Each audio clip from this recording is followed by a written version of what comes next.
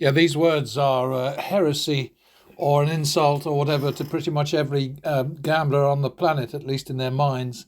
And it's not intended to be that way. All I'm saying is that if you watch gamblers in action, and you can see them all over YouTube and elsewhere on the internet, you will see wild and crazy and illogical and just mad behavior. And from that, you can only conclude that they want to lose. That it's how they're made, and it's where the fun is for them. So it's a point of view.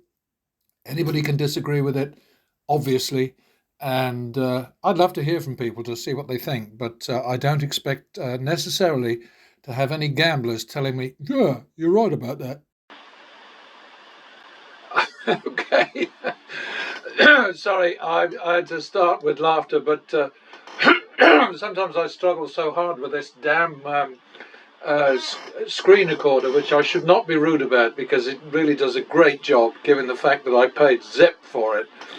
But I'm thinking that I need to upgrade all kinds of stuff here because I'm getting into deeper and deeper water, and um, ah, that makes it sound like I'm floundering. I'm not. It's quite the opposite. I'm getting into more and more interesting territory is what I really meant to try and convey. In front of you right now is something which illustrates what Mr. Handpay himself and any other gambler would almost certainly dismiss as being a complete and utter waste of time. Because gamblers, as I keep saying, gamblers gamble to lose. They don't care about the numbers, they don't care about probabilities, they don't give a shit about logic or common sense or any of those things. Like Jason, Mr. Handpay, they prefer a sort of a bull in a china shop approach where they just go after as much money as they can make as quickly as possible. And a guy who I admit I keep dumping on because I think he's a horror story, Steve Will Do It, I keep forgetting his last name, he came out with a quite interesting comment on one of his videos that I caught a little bit of. I can never watch the whole one, but there's the odd little sort of snippet in there that I find kind of intriguing. He said, yeah, blackjack is the only game in the casino that you can beat consistently so long as you've got a lot of money and you're willing to accept small wins like 5,000 or so, which I think is bloody hilarious. Because if he adopted the approach that he just described, he would be tens, hundreds of thousands ahead. Whereas the way that he goes is sort of like Mr. HP on steroids plus.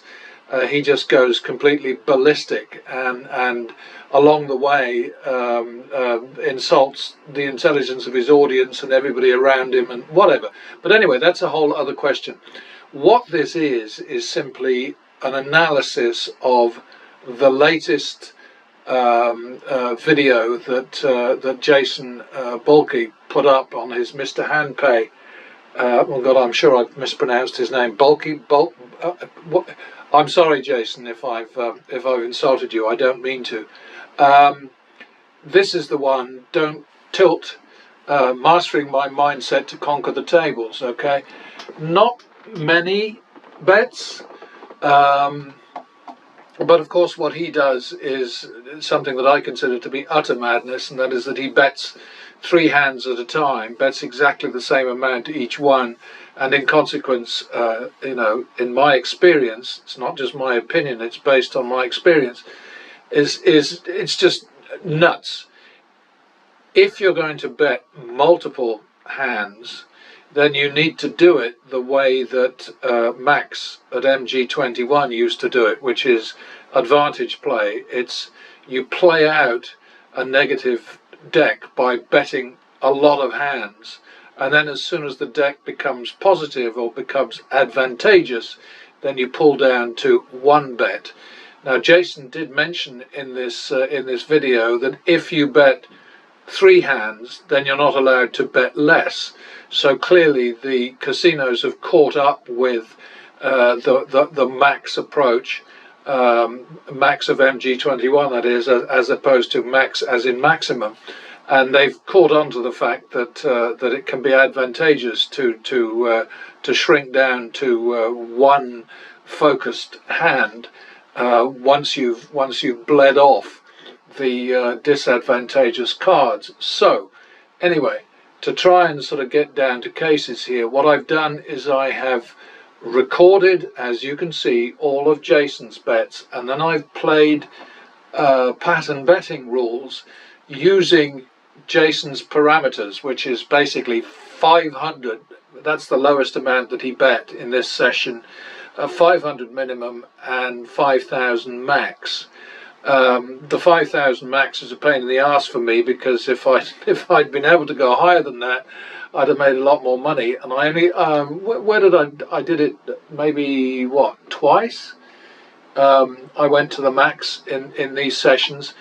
But down the bottom here, you can see that Jason won 10,000. That's I'm recording here 20 bucks more than he reported, but I don't think he and I are going to fight about that. He had an advantageous session. There's no doubt about it. It went his way, in other words. You know, so it's not surprising that that he made a little bit of money. His left-hand bet lost 150. I know it's still in pounds up there. I do apologise.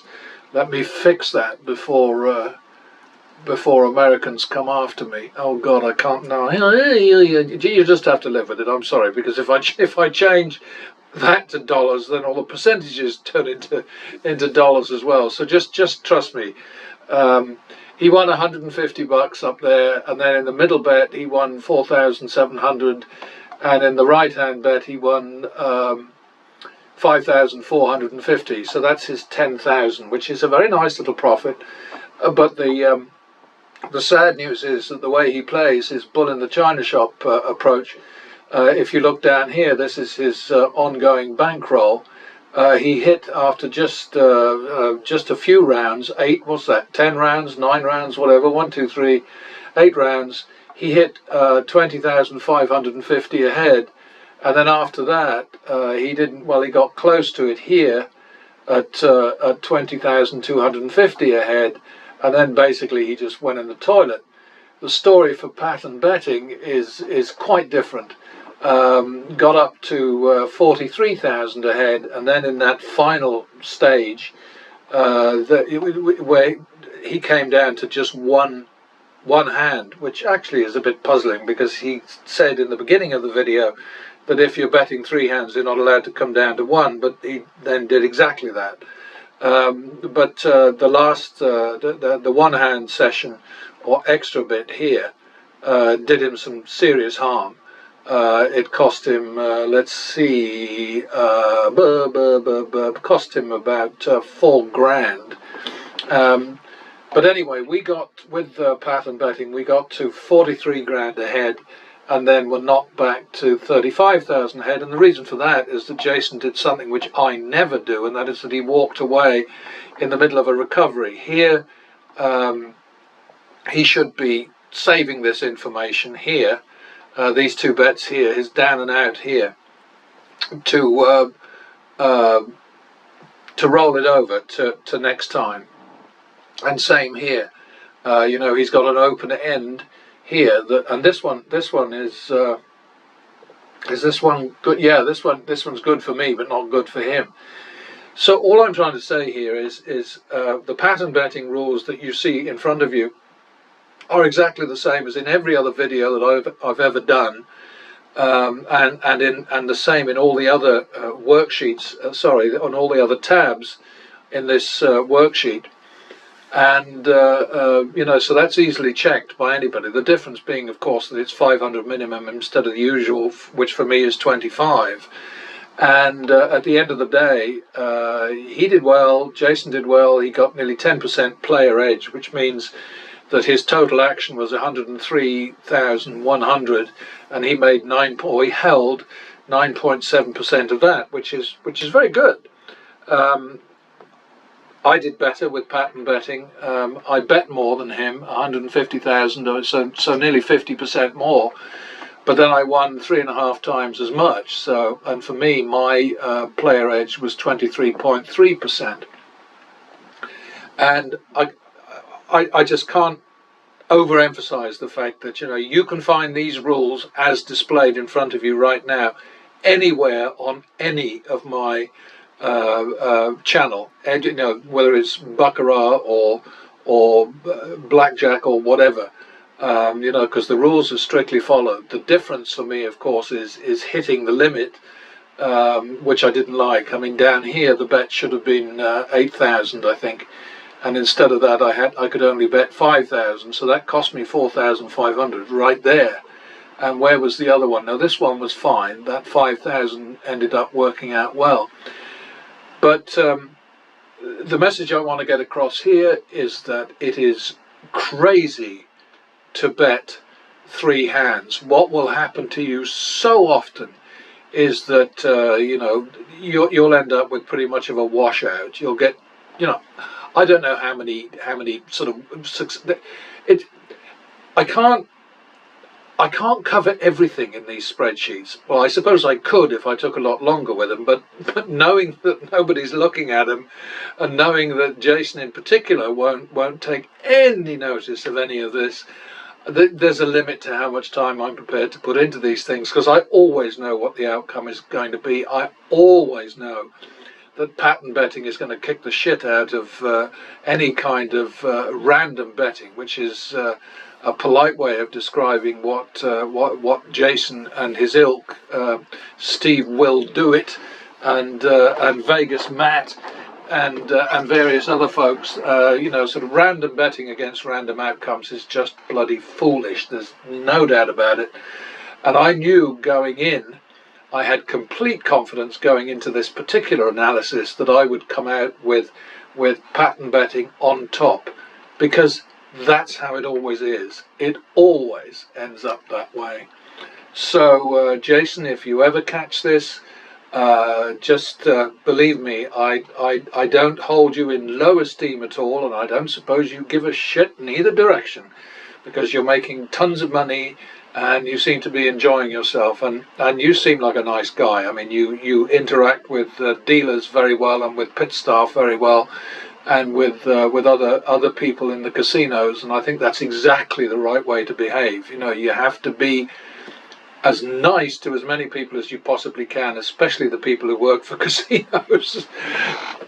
So, you know, your approach in that regard is very much in line with the way that I see the playing business. You're definitely a gambler. You're not a player, because you bet randomly against slot machines, and you bet randomly against blackjack, and you bet randomly against baccarat. So, you know, maybe what I should do is try and find one of your baccarat sessions and then apply a similar approach to that. But it's interesting anyway. You know, I really appreciate the work that you do. Not that you're doing it for me or for anybody else. You're doing it for yourself, and there's nothing wrong with that. You're making tons of dough out of it, and good for you. But don't please ever suggest that your way of playing blackjack is in any way the right way to play. It just purely isn't. You know, yeah, you got lucky this time, but I think you had the house on your side this time. I don't know why I didn't add up what these individual sessions are all about. I should have done that. So maybe I'll try and put that right here, with my apologies for not doing it sooner. Okay, so I see what I did. I did in fact put in numbers up the top. So if you look at this,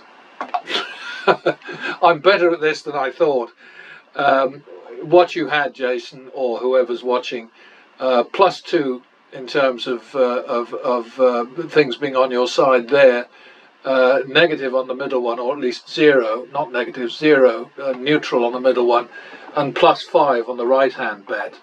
So you really did have it your way most of the time, and that's a pretty high percentage in terms of actual value. If you take flat betting and you look at that, say, okay, well, how many hands or how many bets were there, and what was the outcome for flat betting? So we've got it up there, +2, 0, and +5, and I should have known that I would have done that, but sometimes I forget, you know. There's just so much going on. But that's the story here. Jason is playing with his own money. He's entitled to do whatever he wants. There's nothing wrong or right about his approach, because he's in charge. It's his dough, you know. But in terms of putting across to other people the notion that the way he plays is the right way, he doesn't ever say that. So I'm not suggesting that he's telling people they should do exactly what he does, but he is presenting himself in a public forum almost as if he's saying, you know, this is what I do, and I'm, you know, the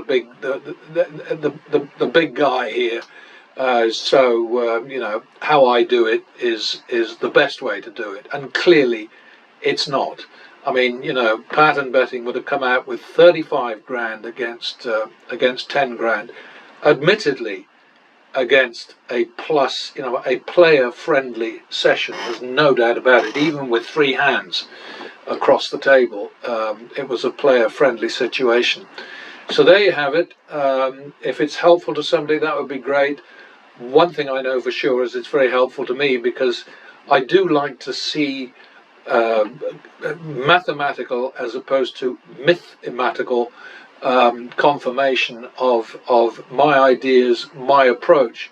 And of course the reality is that pattern betting and progressive betting are not my idea.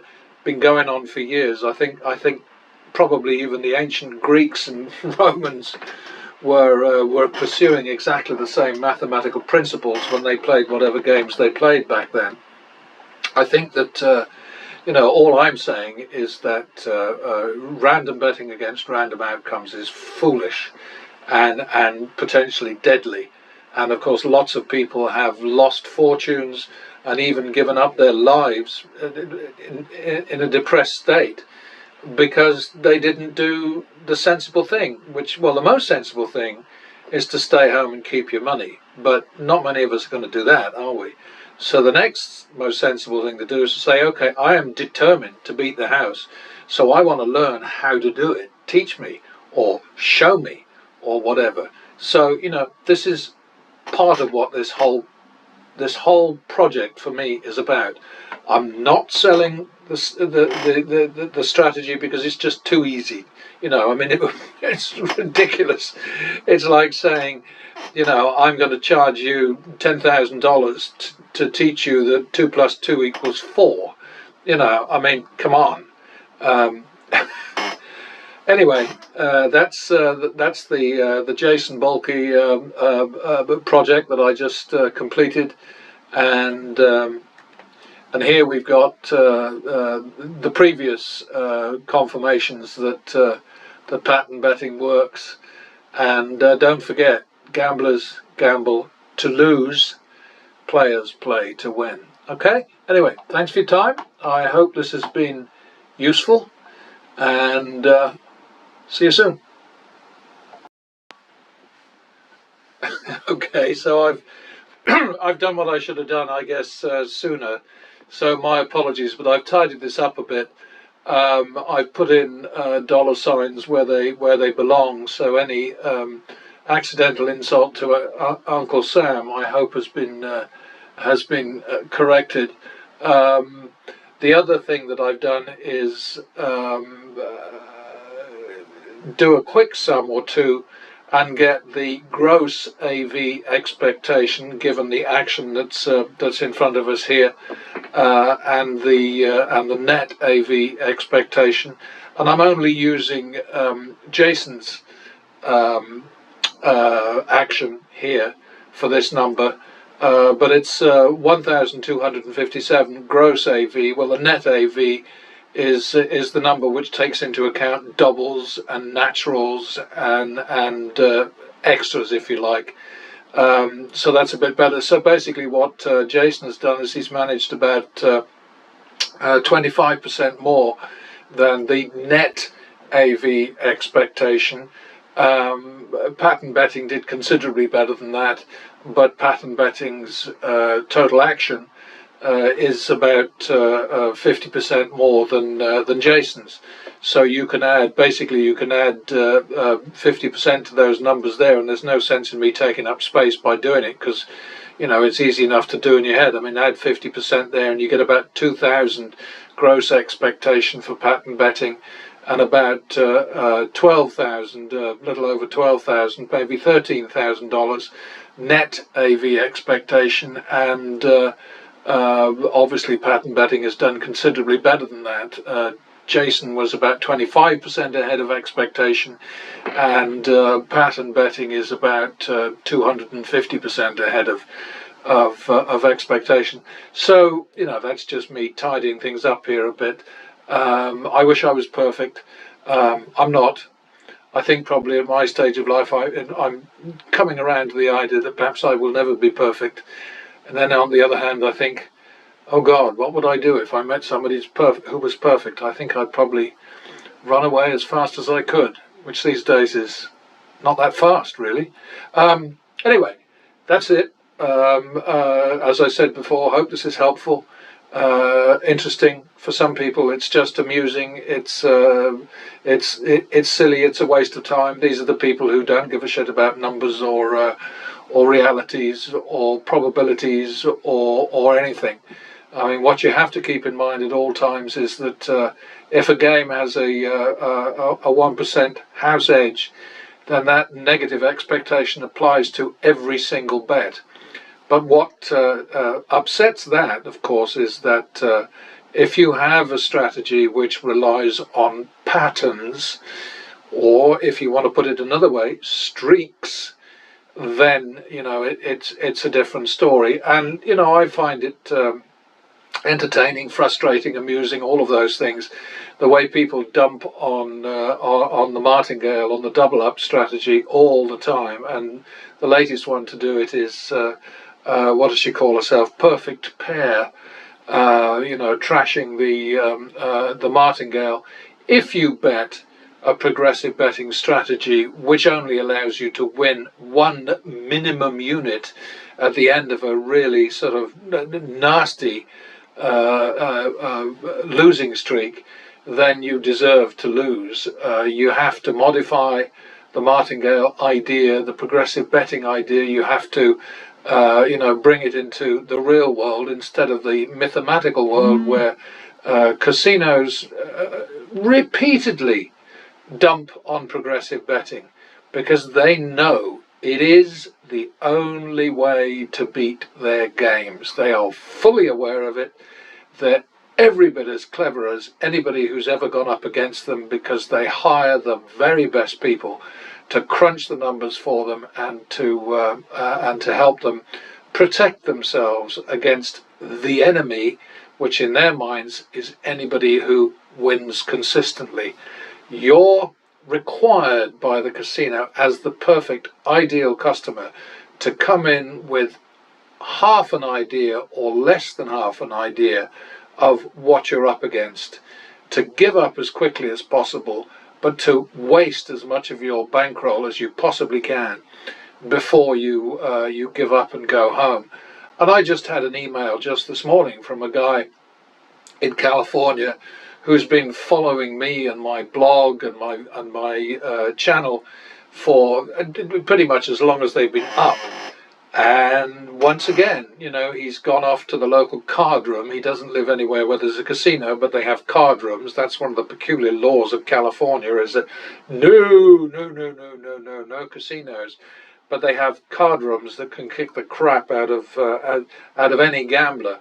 Although I have to say very quickly as an aside that it's the gamblers who kick the crap out of themselves, because nobody's holding a gun to their head. But I mean, he went into a game with 2,000, lost 1,100 and went home with his tail between his legs. Well, my advice to him was Don't go into the card room with 2,000. Be patient. Sit back. Wait until you've got a lot more money than that. Then use pattern betting. Because they have baccarat and then they have blackjack. I mean, this casino rule in California is just it's such nonsense. But there you are. Anyway, enough waffle from me. I just keep on waffling. It's because, hey, like Jason, like Mr. Handpay, I'm in charge of my channel, and I can do what I want, and it's up to people to decide whether they want to watch and pay attention or whether they want to just click and go somewhere else more exciting with fireworks and pretty balloons and the suggestion that you can beat the house by playing like a prat. Anyway, there we go. That's me. I'm done for a little bit, and I'll catch you next time. Bye bye. Just a friendly reminder, the house has a hell of a lot more money than you do, and you're never going to get ahead on a shoestring budget. That's what this message is all about.